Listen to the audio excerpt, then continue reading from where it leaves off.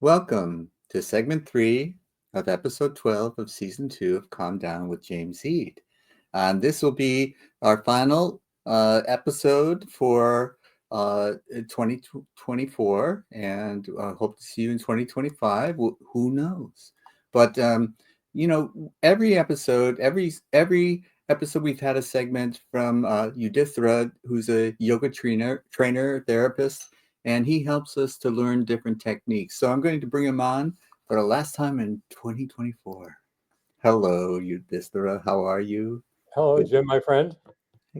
And what are we going to talk about today in terms of we've gone through the chakras, we've gone through the niyamas, the yamas, and is there some final message that we want to concentrate on about staying calm?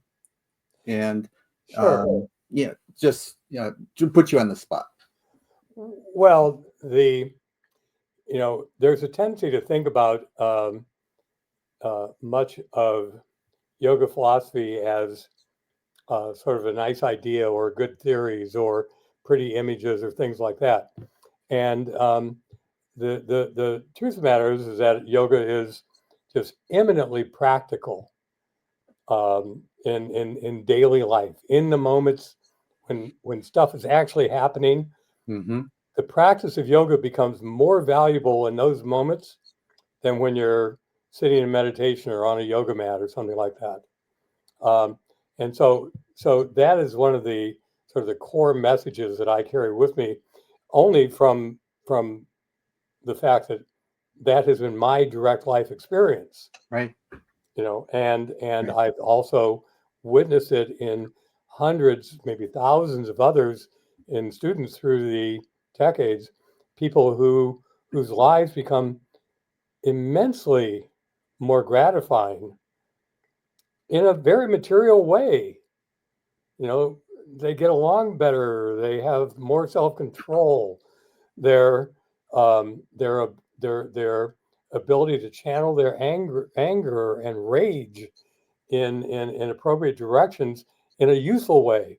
Mm-hmm. All these things are just the byproducts of a successful yoga, by which I mean yoga and meditation practice. Mm-hmm. So Yeah, and the practical aspects of how it has changed my life, my direct experience, as I can just reinforce what you're saying, in that I don't find myself reacting as much with the old programming that how I was raised, and all that sort of stuff would come out before I was conscious of it. And now I have this ability to pause just a bit, and I attribute it to many spiritual techniques and practices that I use. But yoga is one of them that has helped me to, and for me, taking a deep breath. Already, the mind can calm the body, and the body can calm the mind. And it's just been a very big. It's been a gift that I can give to myself on a daily basis. well, one of the sort of misunderstandings about our nervous system, in particular, the parts we call the sympathetic and parasympathetic nervous systems, which are so intimately intertwined with our endocrine system. That is the chemicals that our body produces Right. that have a particular impact in terms of how we view things. Are we, ready to run, or are we ready to fight? Those basic things. Right. And there's a there was for a long time a common belief that those sympathetic and parasympathetic nervous systems were inaccessible to us, and that is simply not true. It's simply that they are not directly controllable in the same way that you can um, uh, force your mind to do something or hold your body in a particular yoga posture, something like that. But much of the therapeutic tools, I'm thinking of a guy named, probably mentioned him before, Bessel van der Kolk, Mm-hmm. who wrote a book called "The Body Keeps a Score," and he's he's just a researcher. Mm-hmm. I think he's a psychiatrist and he's an MD, I think. Uh, but I mean, just an excellent book. The Body Keeps the Score. So worth reading. Mm-hmm. And one of the things that he has found is that the tools of yoga, which in particular he's talking about chanting and pranayam in particular, those two tools that he has found them to be of greater clinical value than talk therapy, group therapy, or drug therapy. Uh, and that's a little bit overwhelming to think that, oh, if I simply begin to chant Om. Look, so many of my friends, and I don't have it here, but Ananda puts out these little devices, and all it is the sound of Om being chanted continuously, 24/7. Plug it in, turn it on, and in the very background, when you get even a little bit still, you hear Om just all the time. And so, this is again, it's very, very practical to be able to, title the name of your program, Calm Down with James Eade. All right. That ability to calm down on purpose Mm-hmm. is not available to most people. They don't know how. Right. I'll go out, take a walk. Yes, that helps. It does help. Take 10 deep breaths. Yes, it does help. However, there are more specific and scientific techniques that are of even greater value. I say scientific because for me, the science of yoga and Western science are not separate. Right. They are essentially expressing or exploring the same central truth. It's simply that Western science is relatively new, relegated as it is to within the last 300 to 400 years. And much of that really concentrated within the last 125 or 30 years. Right. And so here's the thing about yoga, Jim, is that yoga asks us to do some things that are um, pretty challenging. All right. And one of them, and it's all based upon our perception of time.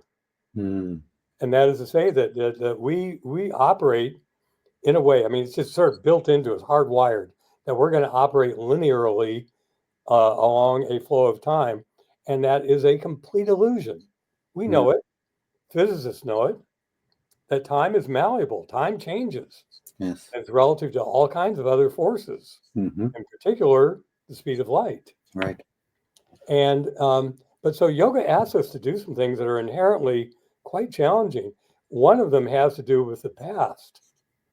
And that is to say that we are asked, if we step onto the path of yoga and accept karma and reincarnation as the basic model for purification and perfection of an individual being.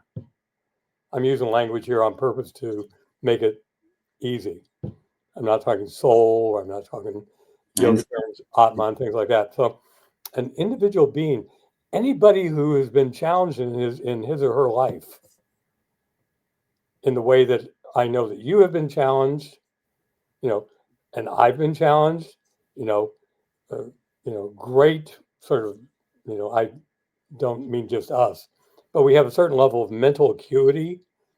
We have a certain amount of education, Mm-hmm. and there's such a strong tendency to think that's who we are. But yoga asks us to identify ourselves instead in relationship and our lives and the things that happen to us in relationship to things that we don't even remember. Right.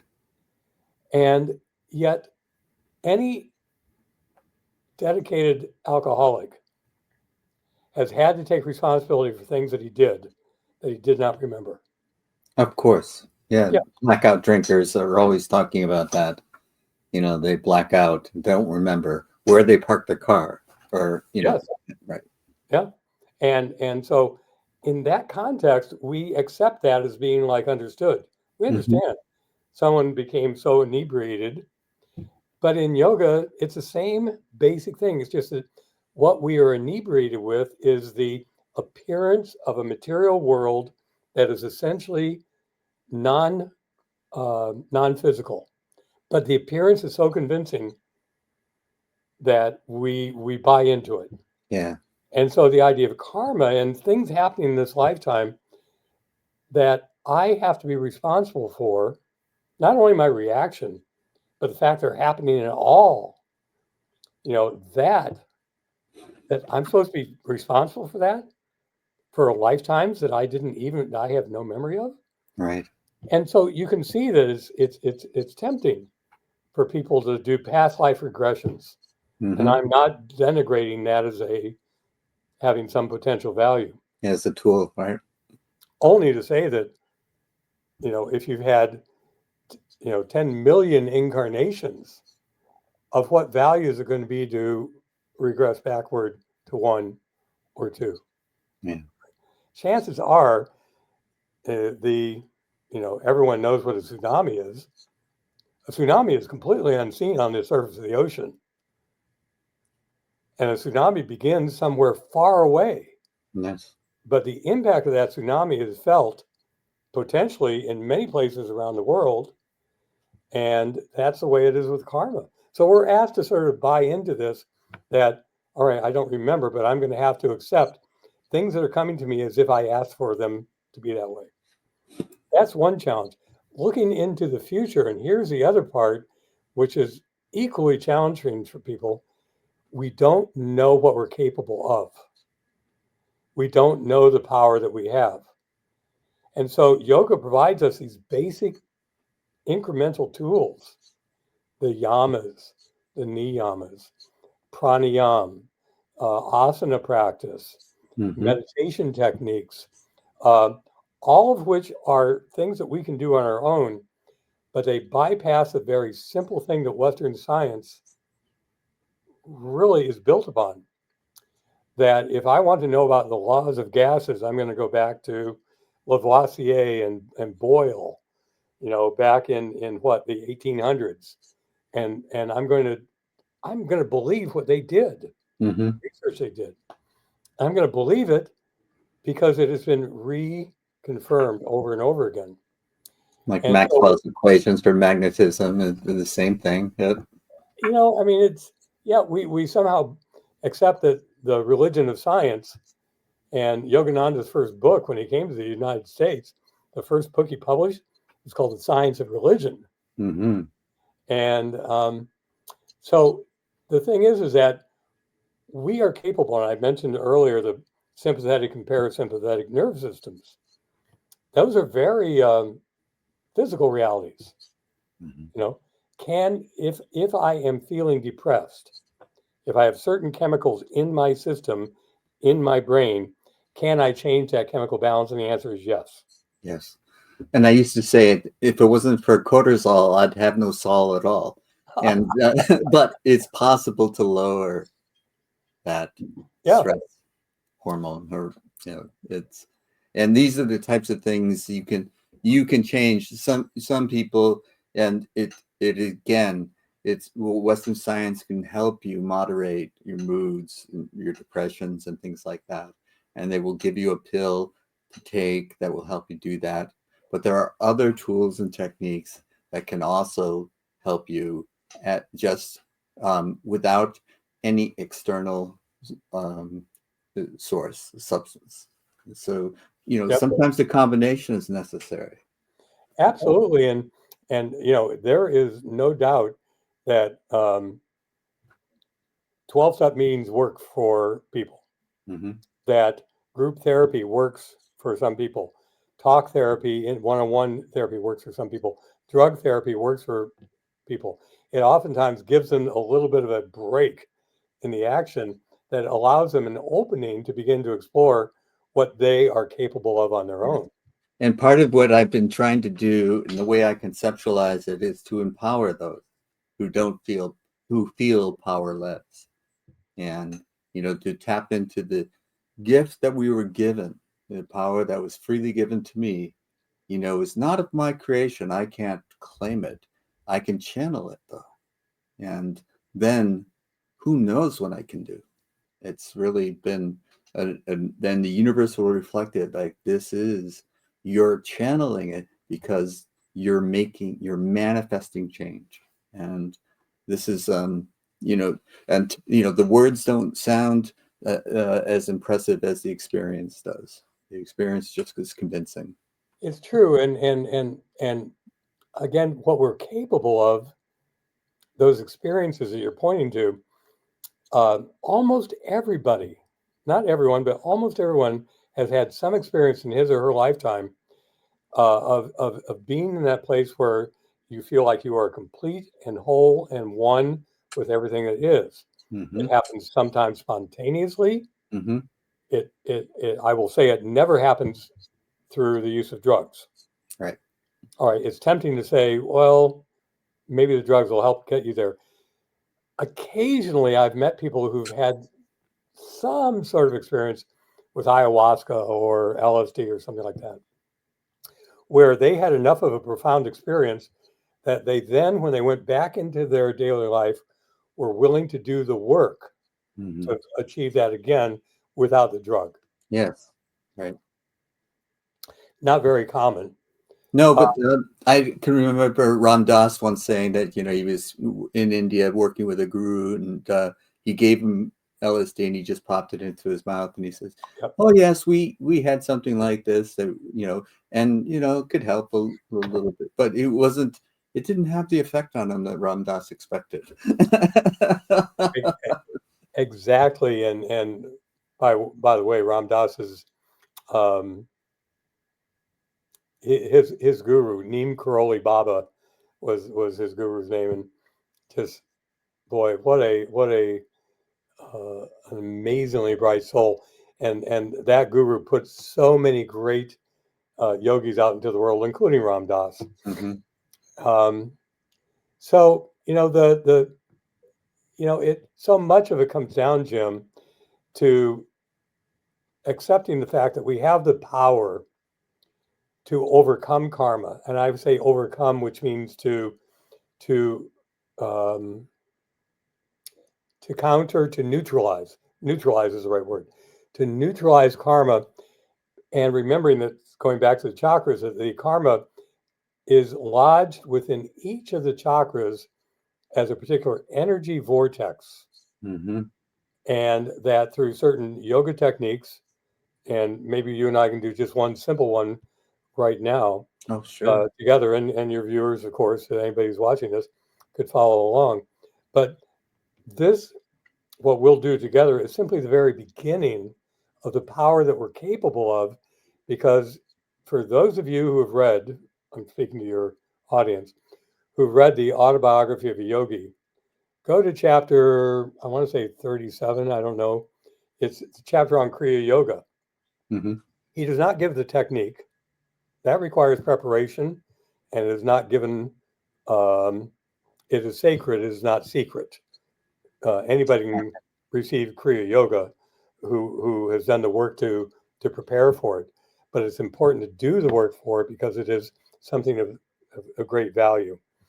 But Kriya Yoga in particular has the capacity to burn up these seeds of karma intentionally using the power that we have, which is essentially the power of the divine that's been given to us, and that we have simply lost track of who we are. So anyway, if we can sort of close out with this, Okay. all right, and this is just some very simple yoga. Take a double breath in through your nose and tense your whole body, and then double breath out through your mouth. Now, when we do that again, Nope. hold your attention to the point between the eyebrows. So double breath in, double breath out, double breath in, and double breath out. We'll do 3 rounds of counting the breath. That is, say, we'll control the breath, measuring it in, holding it, and measuring it as it goes out. So go ahead and exhale all the way. Make sure your posture is good. Let's inhale, and we'll inhale to a count of 9.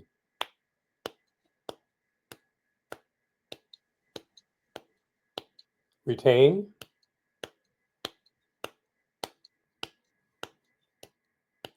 Exhale through the nose, 9.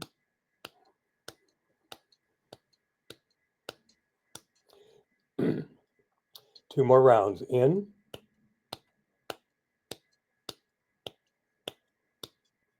Retain.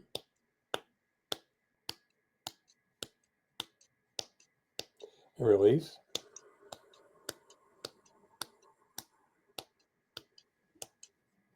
One more round.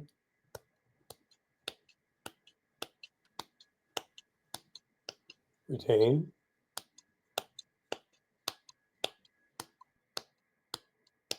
And release to a count of 9. So controlling the breath.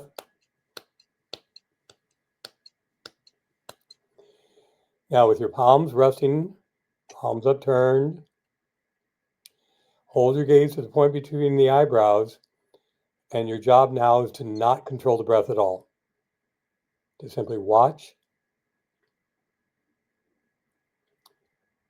And watching the breath often begins by holding your attention at the end of the nasal passages and following the breath as it moves or as it pauses.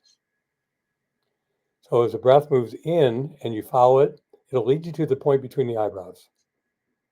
And it will feel cool. When the breath is ready to exit, it will feel warm, but hold your attention to the point between the eyebrows even then.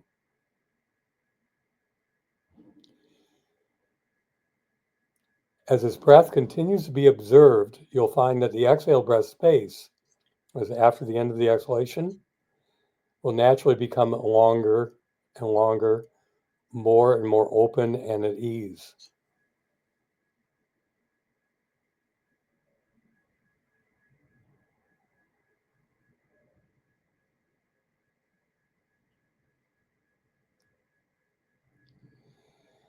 Now, once you've achieved this place or the state of non-controlled breath, where you're simply the observer, you can use the mind to create the vibration of the sound of the syllable Hong, H-O-N-G. And so as the inhaling breath is going in, the mind is vibrating with the sound of H-O-N-G, Hong. And as the exhaling breath is released, the sound of Sa, S-A-U. And then there's that pause. So I'm going to take a few breaths using this Hong, Sa mantra.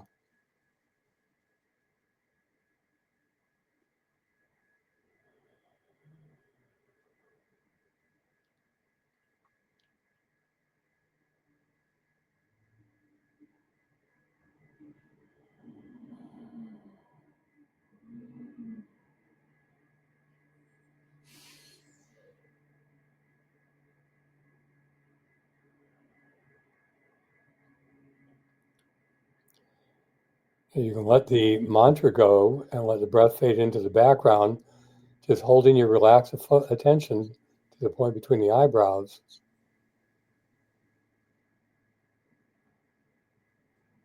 The natural result of all meditation techniques, if they're done well, is a sense of expansion, moving beyond the physical form.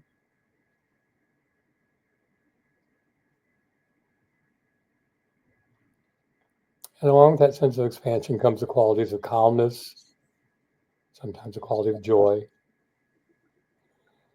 And sometimes we get to actually hear the sounds of the chakras or see lights as well.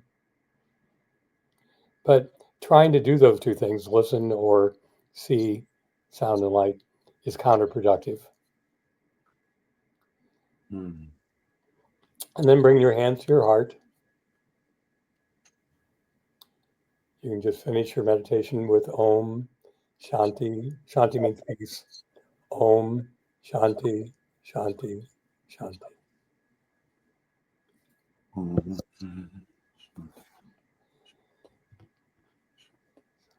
And so that, Jim, feels like a way to, the whole knowing about chakras is great. But if you know nothing about chakras and can do what we just did and do it longer, you'll go deeper. And again, what will happen doesn't have anything to do with knowing about yamas or niyamas, pranayama or anything else other than the experience of yoga, which is to say the experience of feeling at one with all that is. So there we go. Thank you so much.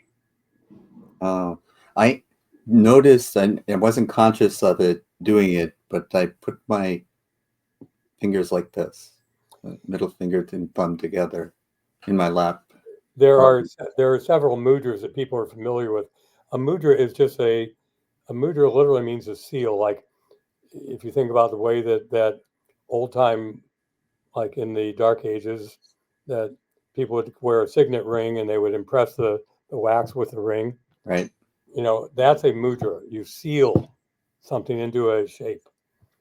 And what we're sealing when we use mudras is simply a particular flow of energy.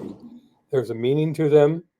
And if someone is accustomed to using a mudra and they don't get distracted by it, it's great. But you don't need to use a mudra either. Right. Yogananda taught just palms open and palms upturned like this. Right. But you know, I mean, yoga is greatly detailed, so that every finger, for example, has a bigger quality, and then many other qualities. The index finger, for example, like I'm number one, about the ego, and the thumb is about willpower, self-control. So in Gyan Mudra, Gyan means wisdom, we put our thumb on top of the ego. There you go. Like that. And we hold it like that. That's Gyan Mudra, the essence of wisdom, to not be controlled by the ego. Very interesting. Yeah. So if that's comfortable to you and you do it naturally, then by all means, yes. Okay. Thank you for that. Yeah. And there was a light show too, and spiraling into what I thought of as the eternal now while it was happening to me, while we were controlling our breath. And just for the sake of knowledge, is there anything sacred about 9? Because I use 4 and then 8. I go from 4 to 8 and something. You know, I tend to work in prime numbers or multiples of prime numbers. All right. So then yeah, that's just a preference, and for example, there is a I don't want to even say it's a mystical number, but it's certainly a recurring number, and in yoga, 12 being one of them. For example, when we are doing, for those people who are practicing Kriya Yoga, we do them in rounds of 12. 18 is another number. For example, in the Bhagavad Gita, there are 18 chapters. It is not by chance. Right. The war of Kurukshetra, the Bhagavad Gita, lasted 18 days, not by chance. There are there's also another magic, or I shouldn't say magic, another relevant number called 108, which is 18 times 6. And so you have 3 times 3 times 18, you get to 108. And if you have a mala, I don't have one on me. If you take a mala, which are the meditation beads, they all are strung with 108 beads. Interesting. Did not know that. Okay. Yeah. Well, thank you so much. And what a nice way to bring 2024 to a close. And I hope, and I'm certain, but you know, we never can be certain of these things, that I will see you in 2025. Blessings, my friend. Blessings to you too. Thank you again. Well, Yudisthira has been such a big help to me with this show. And we remember that when we try to calm down, there's various ways to do it and to find what works for you. And Divya will take us out, as she always does, with a way to say goodbye for now.